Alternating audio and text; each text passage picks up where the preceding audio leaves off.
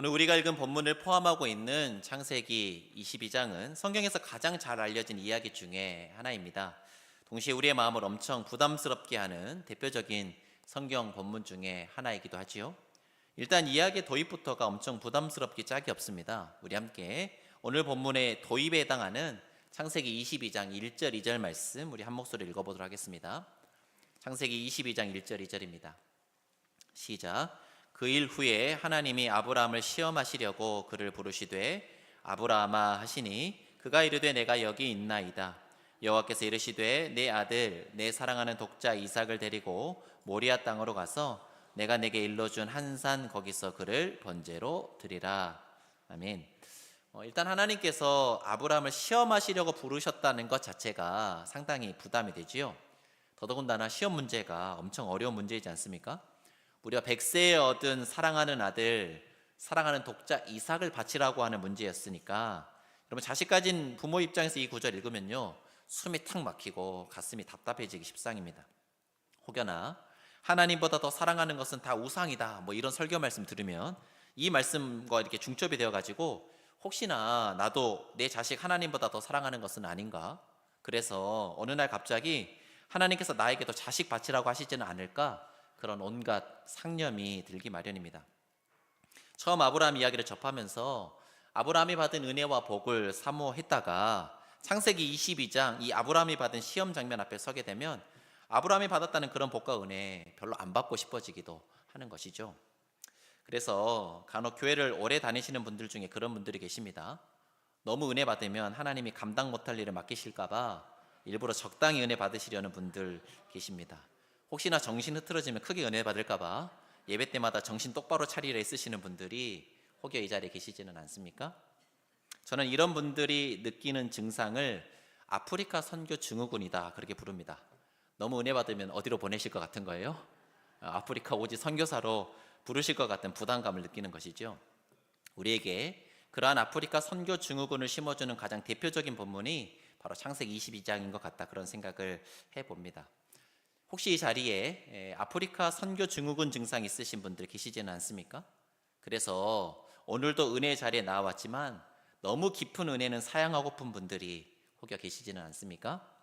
제가 창세기 22장에 대해 말씀을 나눌 때 서로 나누게 하는 인사가 있는데요, 본격적으로 창세기 22장 내용 살펴보기 전에 이 인사를 통해 우리의 마음을 조금 가볍게 한 뒤에 본문 말씀으로 들어가 보도록 하겠습니다. 우리 옆 사람과 이렇게 인사하겠습니다. 아프리카도 수준이 되어야 갑니다. 이렇게 인사해 볼까요?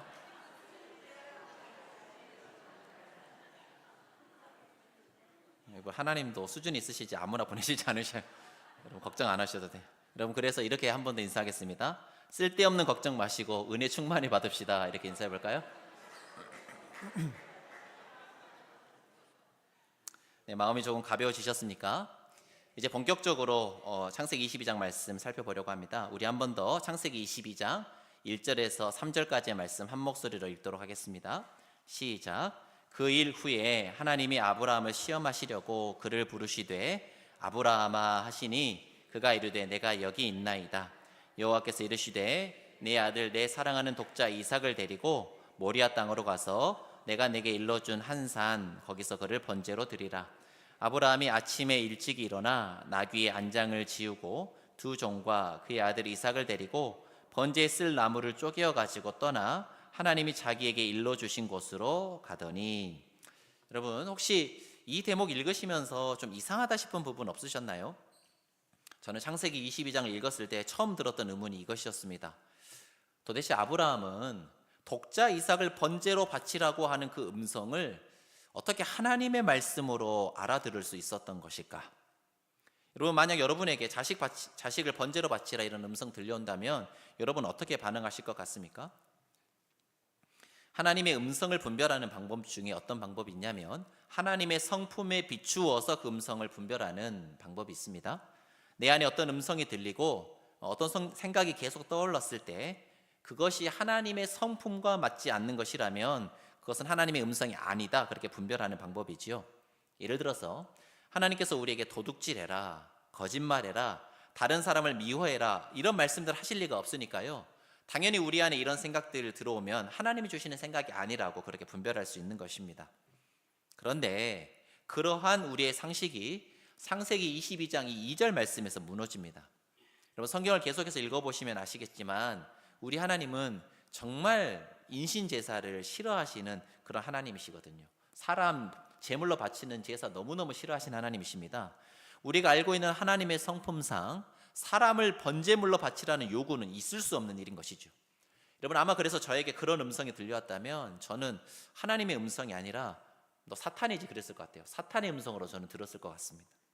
그런데 적어도 창세기 22장 본문 안에서는 아브라함이 이삭을 번제로 바치라는 그 음성을 들었을 때 그 음성이 하나님의 음성인지 아닌지 고민한 흔적이 없어요. 본문 보시면 오히려 3절 말씀 보시면 아브라함이 그 음성을 전해 들은 그 밤이 지나자마자 하나님이 들려주신 음성에 순종하고자 아침 일찍 길을 떠났다, 그렇게 기록하고 있습니다.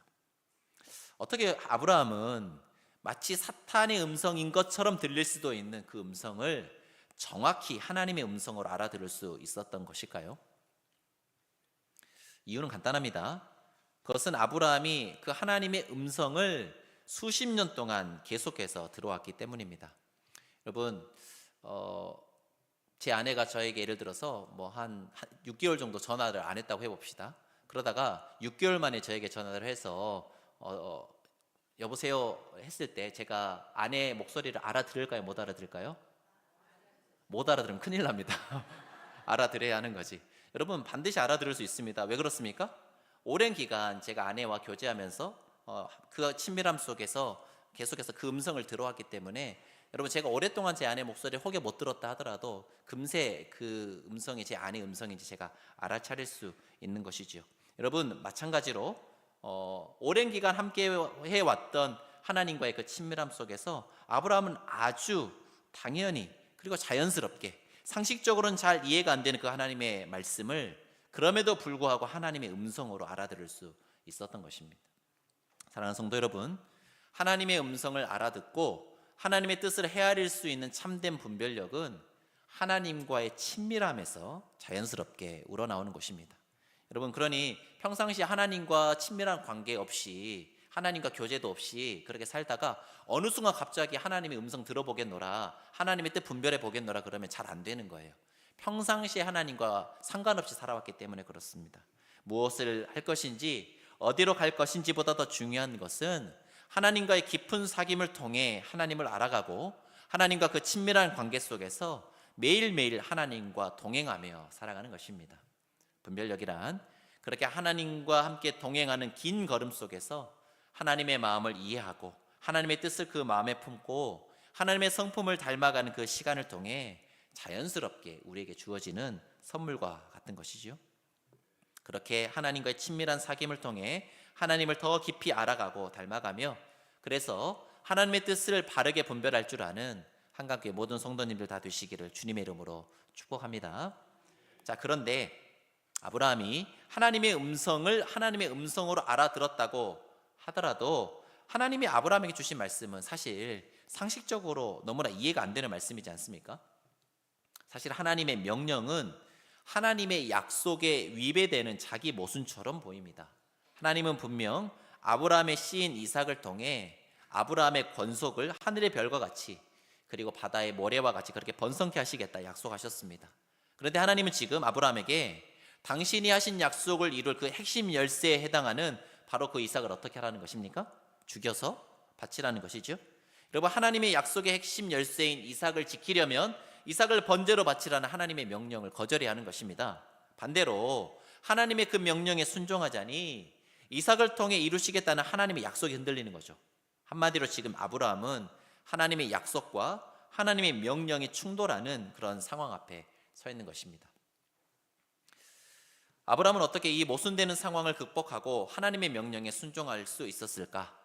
그 비밀이 믿음장이라 불리는 히브리서 11장에 기록되어 있는데요. 우리 함께 히브리서 11장 17절 말씀 찾아서 한 목소리를 읽어보도록 하겠습니다. 신약성경 365쪽 신약성경 365쪽에 기록되어 있는 히브리서 11장 17절 말씀 우리 한 목소리를 읽어보겠습니다. 히브리서 11장 17절 말씀 신약성경 365쪽에 기록되어 있는 히브리서 11장 17절 찾으셨으면 우리 한 목소리 읽겠습니다. 시작. 아브라함은 시험을 받을 때에 믿음으로 이삭을 드렸으니 그는 약속들을 받은 자로 돼 그 외아들을 드렸느니라. 여러분 보셔요. 그는 약속들을 받은 자로 돼 그 외아들을 드렸느니라 라는 말씀은 이삭을 통해 이루시겠다는 하나님의 약속과 이삭을 바치라는 하나님의 명령이 충돌했다, 그런 이야기입니다.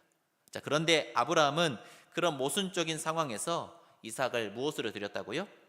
믿음으로 드렸다는 거예요. 뭐가 답이라는 겁니까? 일단 믿음이 답이다라는 거죠. 여러분, 그렇다면 그 믿음은 어떤 믿음일까요?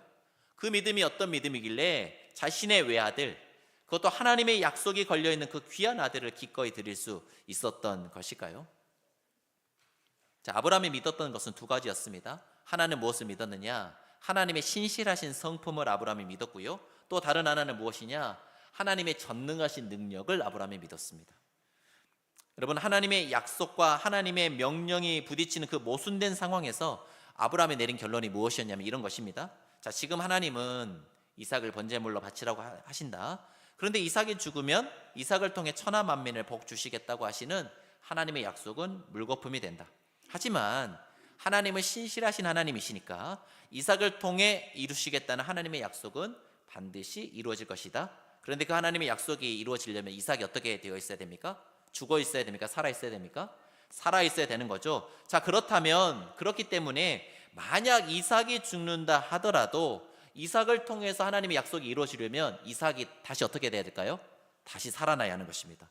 생명을 창조하신 전능하신 창조주이신 하나님께서 그 하나님의 전능하신 능력을 아브라함이 믿었기 때문에 만약 내가 이삭을 번제물로 바쳐서 이삭이 지금 당장 죽는다 하더라도 하나님께서 당신의 그 신실한 약속을 이루시기 위해서라면 죽은 이삭을 다시 살려내셔서라도 그 약속을 반드시 이루실 것이다.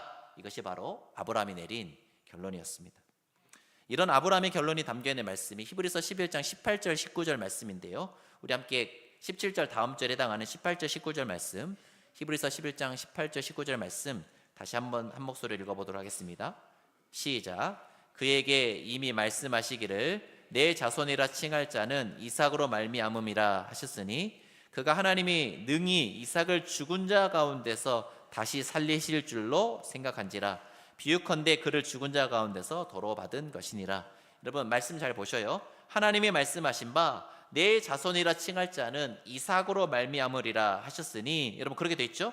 여러분, 그런데 그 약속이 이루어지려면 하나님께서 어떻게 역사하셔야 했다는 것입니까? 하나님이 능히 이삭을 죽은 자 가운데서 다시 살리실 줄로 생각한지라. 여러분, 이것이 바로 아브라함이 깊은 고심 끝에 내린 결론이었습니다.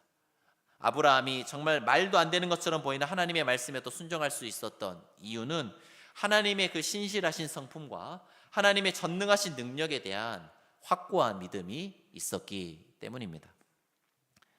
사랑하는 성도 여러분, 우리가 하나님을 믿는다는 것은 하나님이 능히 우리의 문제를 해결하실 수 있는 전능하신 하나님이시라는 사실을 믿는다는 것입니다.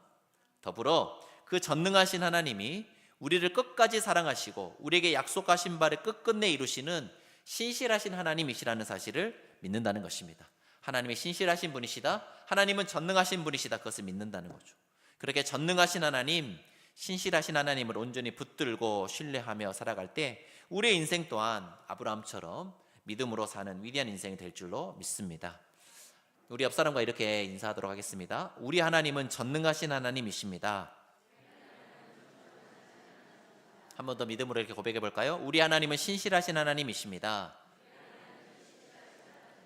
네, 우리 옆 사람에게 이렇게 권면하겠습니다. 믿음으로 사는 위대한 인생 되시길 바랍니다.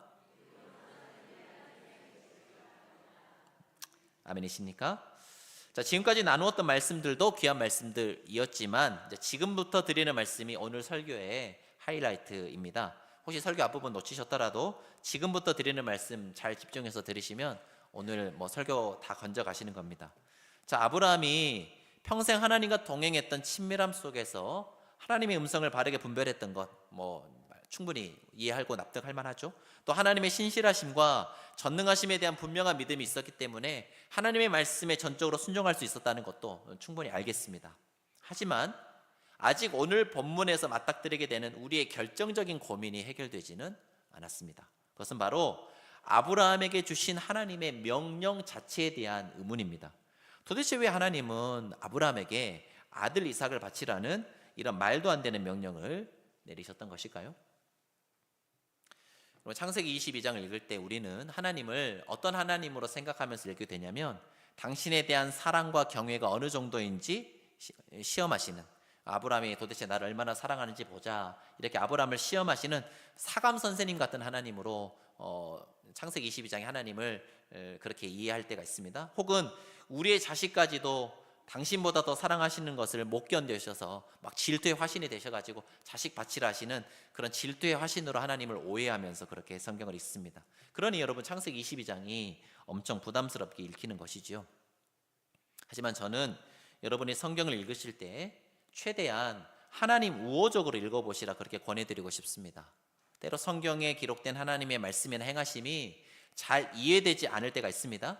그럴 때 어떻게 하나님이 그러실 수 있느냐 이렇게 힐난하는 어조로 성경을 읽기보다는 그렇게 말씀하시고 행하신 하나님의 속사정은 무엇일까, 이렇게 하나님을 이해해 보려고 성경을 읽으실 필요가 있다는 말씀입니다. 자, 그렇게 하나님 우호적인 관점을 가지고 아브라함더러 100세 얻은 귀한 아들을 바치라고 하신 그 하나님 나름의 속사정이 무엇이었는지를 이제 본격적으로 좀 찾아보려고 하는데요. 우리 함께 오늘 보면 창세기 22장 17절 18절 말씀, 다시 창세기 본문으로 돌아오셔서 창세기 22장 17절 18절 말씀을 우리 한 목소리로 읽어보도록 하겠습니다. 17절 18절입니다. 시작. 내가 내게 큰 복을 주고 내 씨가 크게 번성하여 하늘의 별과 같고 바닷가의 모래와 같게 하리니 내 씨가 그 대적의 성문을 차지하리라. 또 내 씨로 말미암아 천하 만민이 복을 받으리니 이는 내가 나의 말을 준행하였음이니라 하셨다 하니라. 자, 펜을 가지신 분들은 펜을 들어서 어디에 동그라미를 쳐보시느냐? 내 씨에 동그라미 쳐보겠습니다. 17절 내가 내게 큰 복을 주고 내 씨가 크게 번성하여, 내 씨 동그라미 치시고요. 조금 더 뒤로 오시면 내 씨가 그 대적의 성문을 차지하리라. 내 씨 거기에도 동그라미 쳐보시죠. 18절 초입에도 내 씨가 있죠. 또 내 씨로 말미암아 천하 만민이 복을 받으리니 내 씨 동그라미 쳐보시도록 하겠습니다. 여러분 방금 읽은 17절 18절 말씀을 압축하면 하나님께서 아브라함의 씨를 통해 천하 만민에게 복을 주시겠다, 이제 그런 말씀입니다. 근데 여러분 여기서 핵심이 되는 키워드가 뭐라는 것입니까? 내 씨, 아브라함의 씨가 핵심이 되는 키워드입니다. 그렇다면 천하 만민에게 복 주시기 위해서 하나님께서 택하신 그 하나님 아브라함의 씨는 누구일까요? 여러분 1차적으로는 이삭을 가리킵니다만 여러분 본문에서 말하고 있는 아브라함의 씨가 궁극적으로 누구를 지칭하는지에 대한 사도 바울의 대답이 갈라디아서 3장에 기록되어 있습니다. 우리 함께 갈라디아서 3장 16절 말씀 찾아서 한 목소리 읽어보도록 하겠습니다. 갈라디아서 3장 16절, 신약성경 304쪽에 기록되어 있는 갈라디아서 3장 16절 말씀입니다. 신약성경 304쪽 갈라디아서 3장 16절 말씀.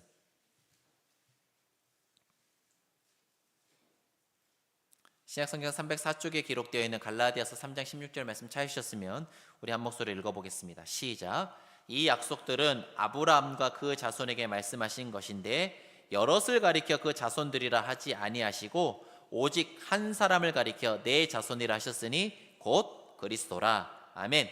여러분 이 말씀에 따르면 창세기 22장 17절 18절에 나오는 아브라함의 씨가 누구라는 겁니까? 예수님이시라는 겁니다. 예수님. 여러분 사도 바울의 논중이 이렇습니다. 창세기 22장 17절 18절에 나오는 아브라함의 씨가, 내 씨가 복수로 되어 있지 않고 단수로 되어 있어요. 여러분 내 씨들, 내 자손들이 이렇게 되어 있지 않고 내 씨, 내 자손 이렇게 단수로 되어 있다는 거죠.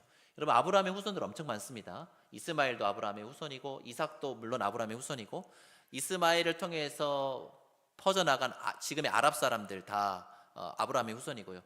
이삭을 통해 퍼져나간 유대인들 다 아브라함의 후손이고요. 여러분 그것만 아브라함의 자식이 있는 게 아니라 사라가 죽고 난 다음에 그두라라고 하는 후처를 얻어서 아들 6을 더 낳습니다. 아브라함이 노익장을 과시하죠. 그러니까 굉장히 많은 자손들이 아브라함의 자손들이라고 할 수 있는데 그 수많은 자손들 다 말고 딱 한 사람 이야기한 거죠. 내 씨 단수, 내 자손 한 사람, 그 한 사람을 일컬어서 넷이라고 불렀다는 말이에요. 그러면 그 한 사람 넷이 누구라는 겁니까? 예수님이시라는 거예요. 예수님. 여러분, 이 사도 바울의 논증을 받아들인다면 17절 18절 말씀은 아브라함의 씨의 궁극적인 성취가 되시는 예수 그리스도를 통해 천하 만민을 복되게 하시겠다라는 하나님의 비전과 약속이 담겨 있는 그런 말씀이 됩니다. 한마디로 17절 창세기 22장 17절 18절 말씀은 온 인류를 구원하시기 위해 하나님께서 누구를 보내시겠다는 것입니까? 예수님을 보내시겠다라는 약속의 말씀인 것이죠. 자, 그런데 하나님께서 천하 만민을 구원하시기 위해 예수님을 이 땅에 보내시는 것이 그리 간단한 문제는 아니었습니다. 거기에는 특별한 비하인드 스토리가 담겨 있는데요, 그 비하인드 스토리가 기록되어 있는 창세기 22장 16절 말씀, 우리 다시 본문으로 돌아오셔서 오늘 성경 여러 군데 왔다 갔다 하죠. 창세기 22장 16절 말씀을 우리 한 목소리를 읽어보도록 하겠습니다. 구약성경 28쪽 다시 창세기 22장으로 돌아오셔서 16절 말씀 읽어볼까요? 시작. 이르시되 여호와께서 이르시기를 내가 나를 가리켜 맹세하노니 내가 이같이 행하여 내 아들 내 독자도 아끼지 아니하였은즉. 자, 펜을 가지신 분들은 펜을 들어서 내가 나를 가리켜 맹세하노니, 거기 밑줄 한번 그어 보시죠. 내가 나를 가리켜 맹세하노니, 거기에 밑줄 그으신 다음에 어디에다 밑줄 그으시냐? 내 아들 내 독자도 아끼지 아니하였은즉. 거기에 밑줄 그어 보실까요? 내 아들 내 독자도 아끼지 아니하였은즉. 여러분, 거기 밑줄 치신 다음에 거기 옆에다 뭐라고 쓰시느냐? 아니하였기 때문에. 아니하였기 때문에. 아니하였은즉이라고 하는 말이 뭐라고요? 아니하였기 때문에 라는 겁니다. 여러분, 성경 많이 읽어보셔도요, 내가 나를 가리켜 맹세하노니 이런 말씀 거의 안 나옵니다. 하나님께서 자신의 전 존재를 걸고 맹세하신 이런 말씀 찾기 드물어요. 왜냐하면 하나님 이런 맹세 안 하시고 그냥 말씀하셔도 그 하나님 말씀은 반드시 이루어지는 말씀이 되잖아요. 여러분, 그런데 하나님께서 이렇게 자신의 전 존재를 걸고 맹세까지 하시면서 이렇게 말씀하셨다는 것은 그만큼 이 16절 말씀이 어떤 말씀보다도 중차대한 말씀이다, 그런 뜻입니다. 여러분, 그런데 그 중차대한 말씀이 어떤 말씀이라는 겁니까? 이런 말씀이죠. 내 아브라함아, 내가 내 아들 내 독자도 나에게 아끼지 아니하였기 때문에. 여러분, 17절 18절이랑 연결해서 읽으면 나도 내 아들 내 독자를 아끼지 않고 너를 위해 내어주겠다. 다시요. 내가 내 아들 내 독자도 나에게 아끼지 아니하였기 때문에 나도 내 아들 내 독자를 아끼지 않고 너를 위해 내어주겠다. 바로 이 말씀이 하나님께서 자신의 전 존재를 걸고 맹세하실 만큼 중차대한 말씀이라는 것입니다. 앞에서도 말씀드렸듯이 하나님께서 자신의 독자 예수 그리스도를 이 땅에 보내시는 것이 그리 간단한 문제가 아니었습니다. 하나님께서 죄인들을 위해 죄 없으신 하나님의 독자를 내어주시는 것에 대해 딴지를 걸 존재가 있기 때문입니다. 그 존재가 누구냐면 바로 사탄입니다. 만약 하나님께서 죄 없으신 자신의 독자를 죄인들을 위해 거저 내어주신다면, 여러분, 하나님을 대적하는 것이 그 본질이요 사명인 사탄은 하나님의 공의의 성품을 들어서 이렇게 참수할 게 뻔합니다. 하나님 막 그렇게 막 아무나 막 용서해 주시면 안 돼요. 하나님이 사랑하시는 하나님이신 건 잘 알겠습니다만은, 하지만 아무리 그렇다고 해도 죄인들이 지은 죄에 대해서 아무런 대가도 지불하지 않게 하고 막 하나님 아들 보내셔가지고 그냥 막 그렇게 용서하시는 거는 하나님의 공의의 성품에 맞지 않은 줄로 아뢰입니다. 통촉하여 주시옵소서, 뭐 이럴 거란 말이야, 사탄이. 하나님께서 아브라함에게 100세 얻은 외아들을 내어달라 말씀하신 것은 이삭 잡아먹으시려는 것도 아니고 아브라함이 이삭을 사랑하는 것을 질투하셔서도 아닙니다. 하나님은 이 세상을 구원하시기 위해 자신의 아들, 자신의 독자를 내어주셔야 했습니다. 그런데 하나님의 그 공의의 성품상 그 아들을 그냥 내어주실 수는 없는 것이죠. 그래서 먼저 아브라함에게 누구를 요청하신 겁니까?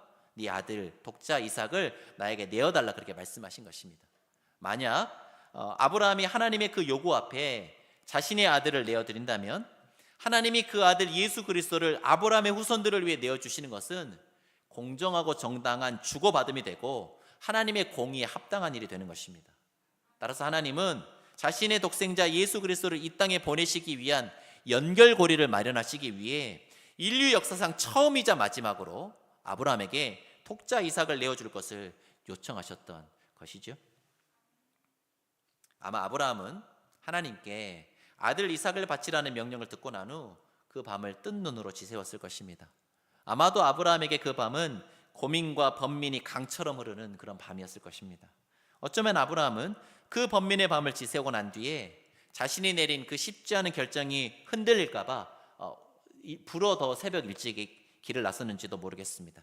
그런데 아브라함의 번민이 강처럼 흐르던 그 밤에, 그리고 아브라함이 이삭을 이끌고 걸어갔던 그 눈물겨운 노정에 아브라함보다 더 마음을 졸이셨던 분이 계십니다.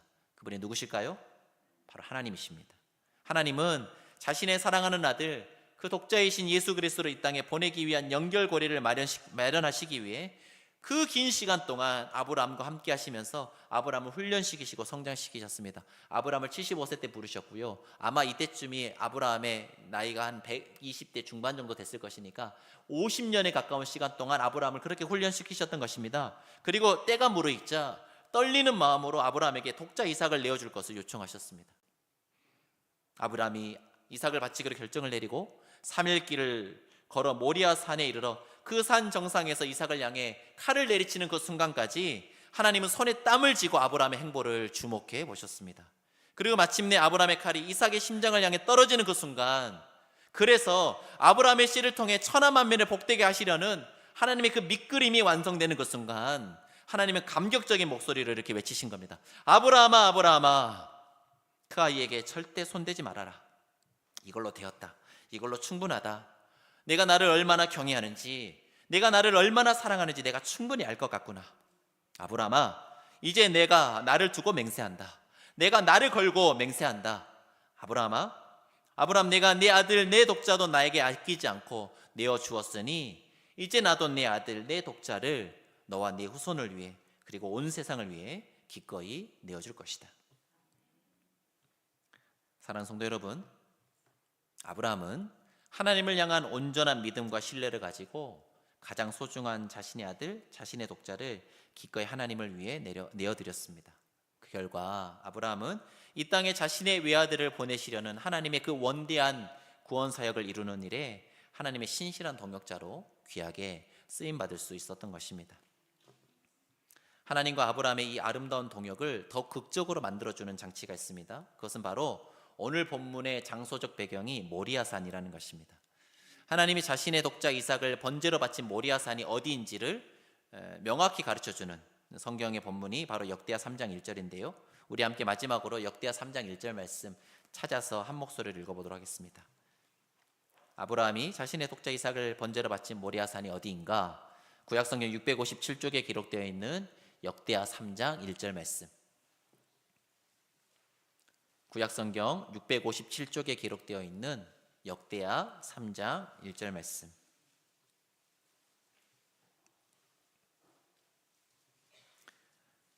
구약성경 657쪽 역대하 3장 1절 말씀.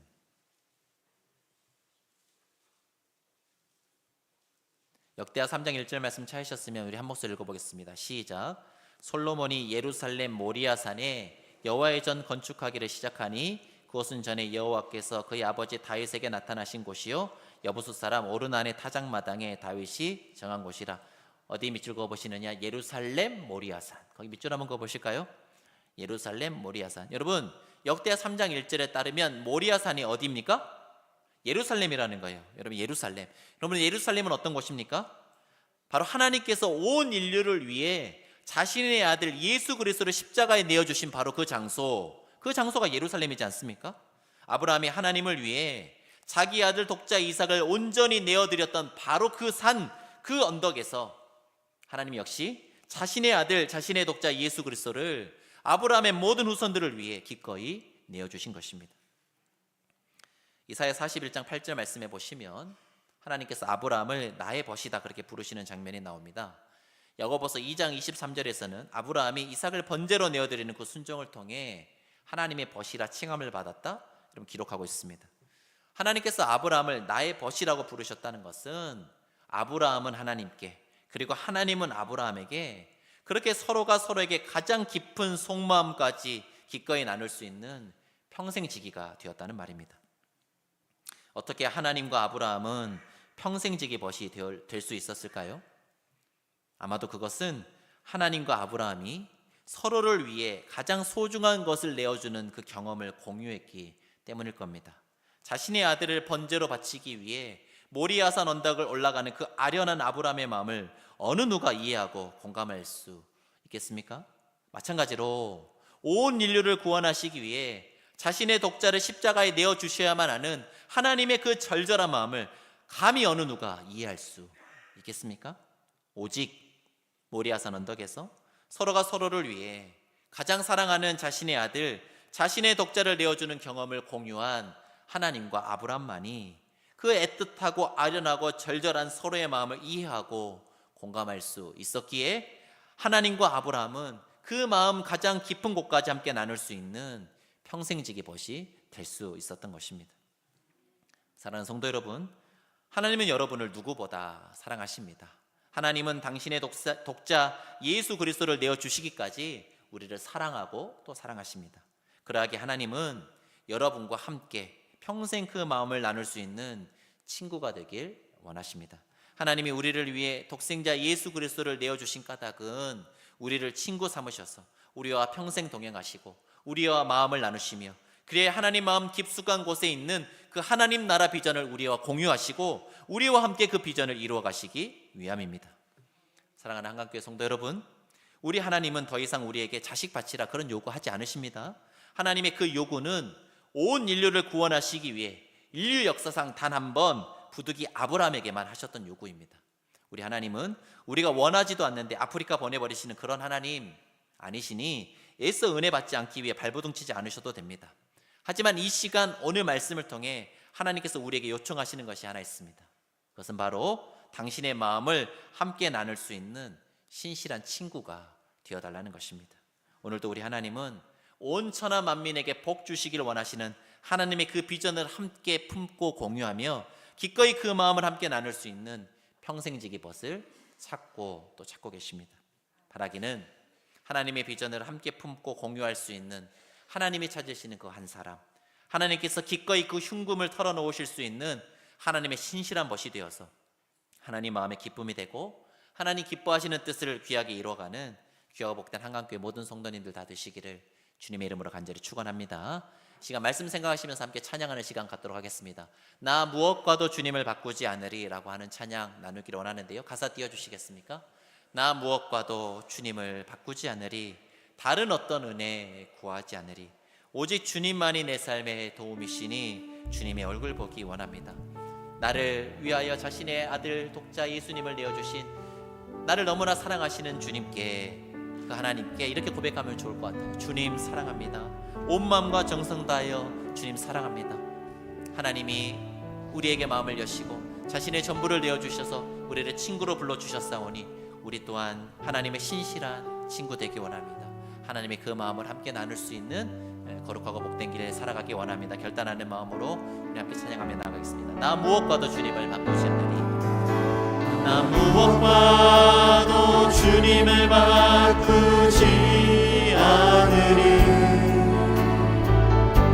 다른 어떤 은혜 구하지 않으리, 오직 주님만이 내 삶의 도움이시니 주의 얼굴 보기 원하니. 한 번 더 고백하며 나갑시다. 나 무엇과도 주님을 바꾸지 않으리, 나 무엇과도 주님을 바꾸지 않으리, 다른 어떤 은혜 구하지 않으리, 오직 주님만이 내 삶의 도움이시니 주의 얼굴 보기 원하니. 주님께 우리의 마음을 드리며 고백하며 나갑시다. 주님 사랑해요.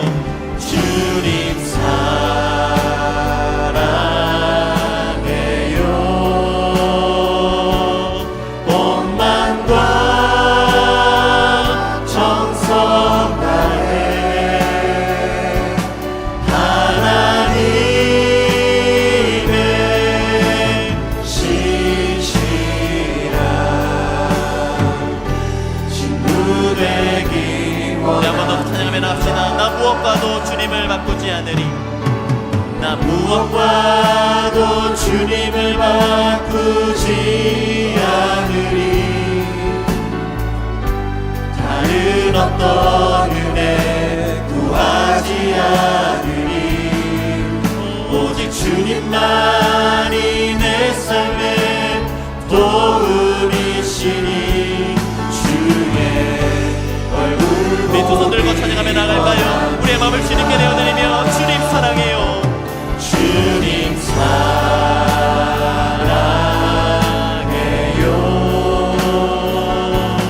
온 마음과 정성 다해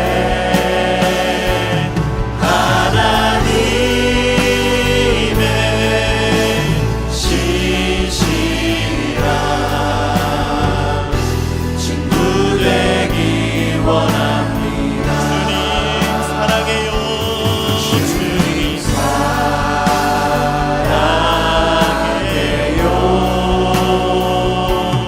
온 마음과 정성 다해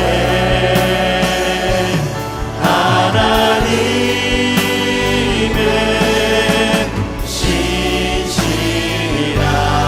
신실한 친구 되기 원합니다.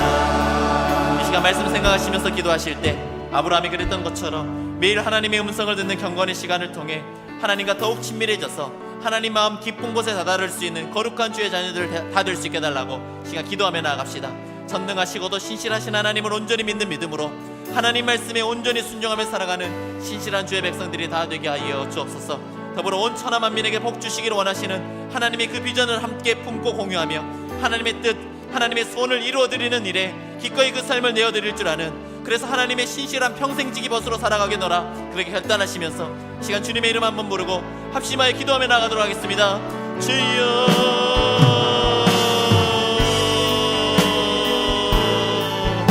우리를 위해 기꺼이 독생자 예수 그리스도를 내어주심으로 우리를 친구 삼아주신 사랑의 하나님, 하나님 아브라함이 주님과 평생을 동행하며 주님과 친밀히 교제하면서 주님께서 들려주신 그 음성, 하나님의 음성을 알아듣고 온전한 순종을 바쳤던 것처럼 하나님 우리의 평생의 삶이 주님과 동행하며 살아가는 복된 삶이 되기를 원합니다.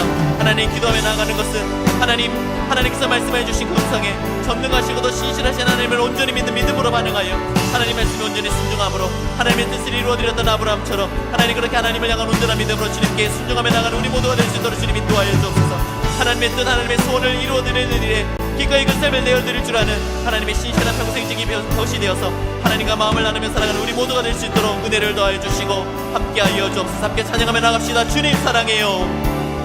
주님 사랑. 우리의 마음을 다해 다시 한번 고백합시다. 주님 사랑해요. 주님 사랑. 우리 한 번 더 고백할까요? 주님 사랑해요. 주님 사랑해요. 온 마음과 정성 다해 온 마음과 정성 다해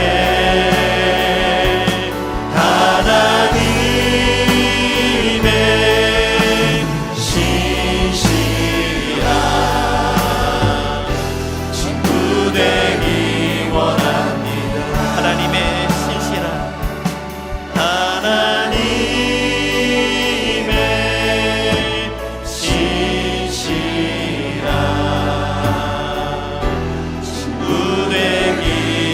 우리 마지막으로 고백하며 나갑시다. 하나님의 신실한 하나님의 신실한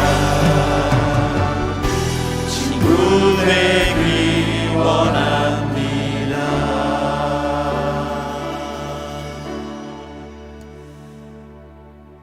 우리를 위해 기꺼이 독생자 예수 그리스도를 내어주심으로 우리를 친구 삼아주신 사랑의 하나님, 오늘 들려주신 말씀을 통해 우리의 모습을 되돌아보게 하시니 감사하고 감사합니다.